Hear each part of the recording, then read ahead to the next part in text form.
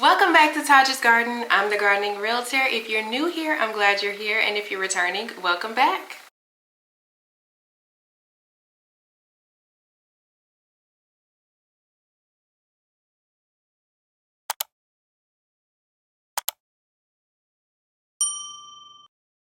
So today we're going to be talking about 42 plants that you can be starting from seed or transplanting outside. If you are in zone 7B, like I am, our last frost date is going to be April 5th. If you feel more comfortable waiting a couple of weeks after your last frost date before you start planting any of these, you will still be within your window to go ahead and do that. So I guess what I'm trying to say is if you have no space to start indoors, this video is going to be specifically designed for you. But also, if you are wanting to start indoors, you can also still follow this same list as well. So we're going to start off with your herbs. Herbs are the absolute perfect companion plants for your veggies. And on top of that, they are perfect for seasoning when you're going to be cooking your veggies. So you're going to want to make sure that you add these beautiful herbs to your garden. First up are chives. Chives are in the allium family, so you absolutely want to make sure that you plant these near your veggies. They are going to give off that same onion scent. So this is going to help deter some pests away from the veggies that you want to keep. Next up is rosemary. So if you have already started rosemary or you purchased the transplant from somewhere, a nursery or one of the big box stores, it's the perfect time to go ahead and add rosemary to your garden. Next up is parsley. You can actually start parsley directly outside 3 to 4 weeks after your last frost date. I already started these indoors, so I will be transplanting these outdoors. If you have already done the same, April is going to be the perfect time to go ahead and transplant them into your garden. Next up is lemon balm.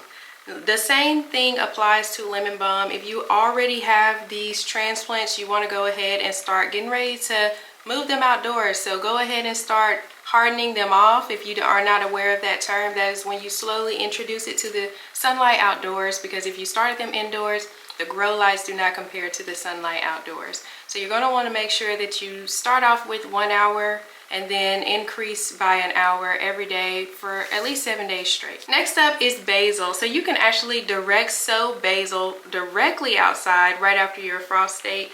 But if you've already started them indoors, you can definitely get ready to transplant them outdoors. Basil is the perfect companion plant for peppers and your tomatoes. And if you just want to add it to a specific herb garden, just specifically for herbs, basil is going to be the perfect addition. Next up is dill.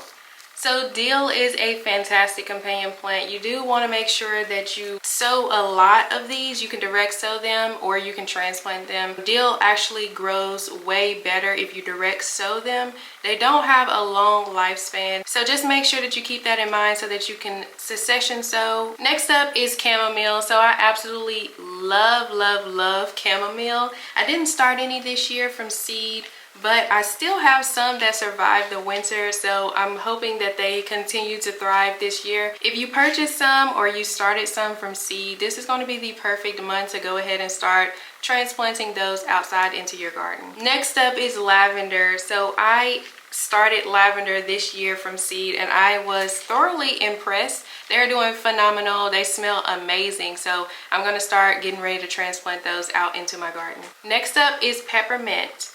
So peppermint is a phenomenal plant. I actually have some that is coming back from last year. So if you purchased some transplants or if you started them from seeds months ago, April is going to be the perfect time to go ahead and start transplanting those outside. Next up is cilantro. Cilantro does not take that long to grow. You can actually direct sow these 2 weeks after your last frost date. I started them indoors, so I will be getting ready to transplant mine outside soon. And the next two is sage and thyme. So I actually started sage from seed, but it did not survive. So I might be purchasing a transplant soon. I also do have a sage plant that is still outside from last year. I'm not sure if it is going to bounce back, but we will definitely see. If you started some from seed in time, or if you went to purchase some transplants, add sage and thyme to your list to go ahead and transplant outdoors in April. Next up are going to be your cool season crops. So I'm talking brassicas, carrots, but let's go ahead and go through the list. So I am actually going to be growing bambino carrots, and my next favorite are the little finger carrots.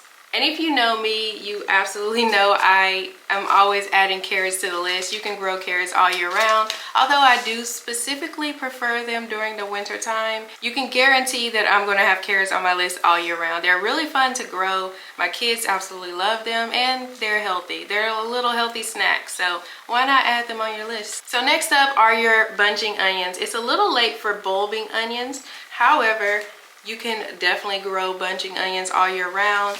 I always have bunching onions in my salad bed, but I also put those in little spaces between my veggies. It lets off that onion scent, so it is the perfect companion plant, and I still have a bunch outside that survived the winter. Next up is your kale. So you can direct sow your kale. However, if you have already started them indoors and you're ready to start transplanting them outdoors, it's the perfect time. That is the same with your Napa cabbage, your Brussels sprouts, your cauliflower, your broccoli, your pak choi or your bok choy. And you also know that I keep Swiss chard on the list as well. That is a great alternative if you are having trouble with growing spinach. You can direct sow Swiss chard or you can transplant them. The good thing about Swiss chard is each seed has 2 plants inside of them, so you don't actually have to multi-sow a lot of these Swiss chard seeds. You're going to direct sow 1 and then 2 little seedlings are going to pop up. Speaking of seeds that have clusters of seedlings inside of them, or aka embryos, that is also the case for beets. So you can definitely add beets to your list as well. They do phenomenal during this time of year. One beet seed actually has multiple seedlings inside of them, so you don't actually have to multi-sow beets as well. So I actually prefer seeds like that. It's actually really exciting. It's pretty cool to see how many seedlings actually pop up after you just plant that one seed. Add beets to your list. Next up are sugar snap peas. Now I love sugar snap peas. I grow these during the fall and the winter and the early springtime, and then I don't grow them during the summer. So if you are just like me and you're wanting to grow some snap peas, they're really fun to grow.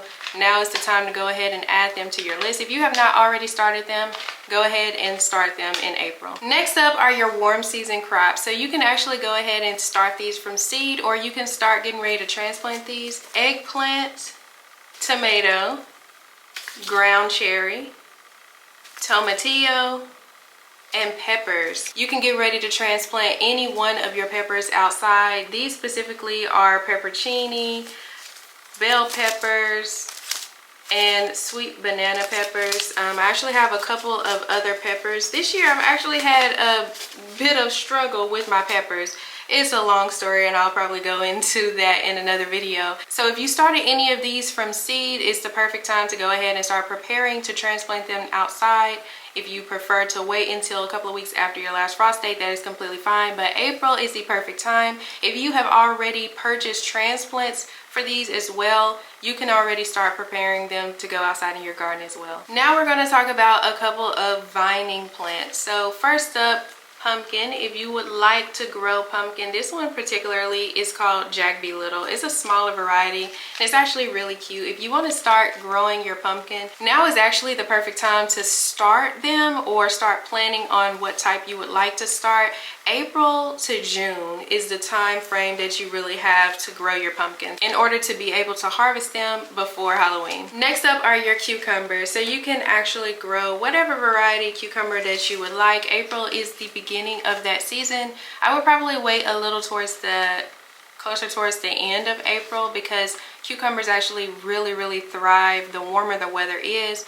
But if it's still a little cool, then they're just going to grow really slow. So cucumbers grow extremely fast if you time it correctly and you grow them when it's really warm outside. Next up are your beans, your climbing beans and your bush beans. So this is a royal burgundy bush beans. I actually grew this last year.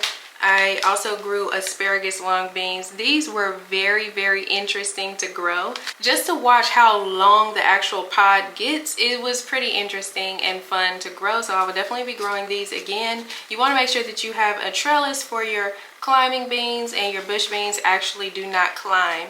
Hence the word bush. Keep that in mind. They actually grow into a little bush, and you just pick the peas off of it in that way. And in order to make sure that you get the right type of beans, look on the pack and see if you see anything that indicates bush or climbing. This one in particular has bush on it, so just make sure that you take a look at those seed packs so that you know what exactly you are growing. You don't want to grow a climbing bean and not have a trellis for it, so that's just a little tip.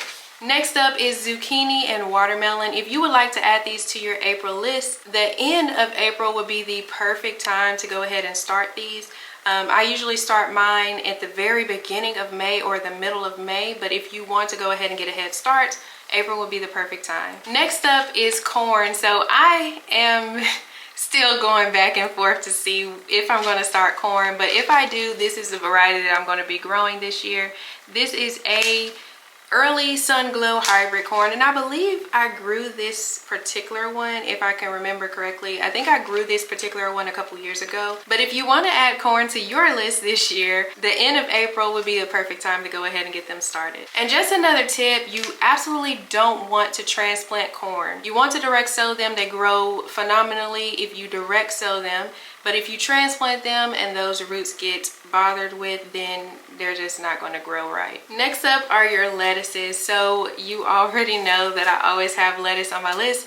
This is actually a head lettuce. So I'm particularly talking about head lettuces today, but you know you can add leaf lettuces to your list as well. So if you're not familiar with what type of leaf lettuce to get, I would recommend black-seeded Simpson lettuce, which you can literally find black-seeded Simpson anywhere. This sandy lettuce, I love this because it is shaped similar to arugula tom thumb lettuce. It is absolutely beautiful. There are also different varieties like prize head or red burgundy leaf lettuces. I absolutely love a pop of color in my garden, so if you're wanting a pop of color, leaf lettuce is the way to go. They have a ton of different varieties that are absolutely beautiful. Aside from leaf lettuce, you absolutely want to add head lettuce to your garden. Head lettuce is a heat-loving plant, so it's going to be perfect to go ahead and start in April if you have not already got them started. If you have gotten them started and you're ready to transplant them, April is also the perfect time to start hardening them off and getting them into your garden. Next up are your flowers. So I'm talking sunflowers, calendula, zinnias. If you're wanting to add these pops of colors and also encourage more pollinators to come into your garden, April is the perfect time to start them from seed. You can direct sow them, or if you started them indoors, you can start getting ready to transplant them outdoors. You want to make sure that you harden them off correctly so that you don't ruin them or kill them off before you can actually get them into your garden.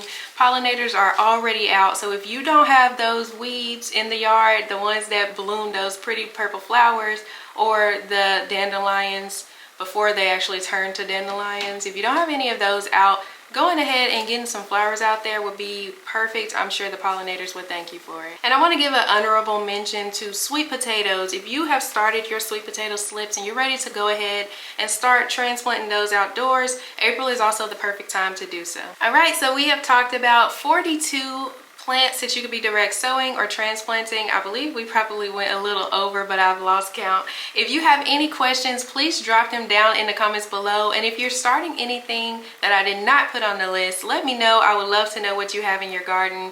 And if you want to be part of an amazing gardening community on Facebook, head on over to Facebook, type in Prosper and Plant. I also have it linked in the description below if you can't find it when you go over there. Hit join, and I'd love to see you there. Thank you guys so much for watching, and if you have not already subscribed, please subscribe, hit that notification bell so you don't miss the next video.